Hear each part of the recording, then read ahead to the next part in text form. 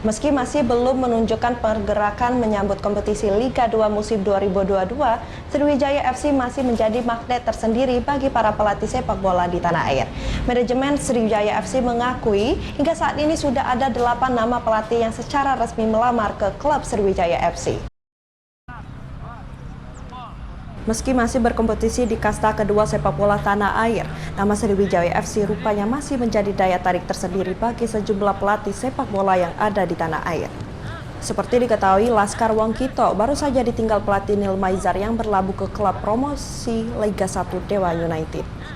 Di kompetisi Liga 2 musim 2022 ini, manajemen Sriwijaya FC mengakui sudah ada sejumlah nama pelatih yang melamar ke klub Sriwijaya FC.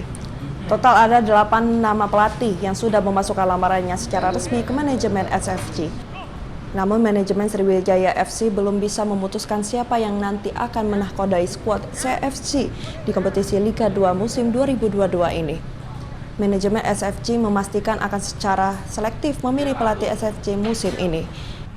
Memang benar itu, untuk beberapa pelatih sempat beberapa pelatih itu menawarkan diri untuk menjadi pelatih Sriwijaya FC ya, karena mereka tahu mungkin Sriwijaya ini kan tim yang selalu serius, punya target untuk kembali ke Liga 1 dan punya basis massa yang besar, dalam hal ini supporter.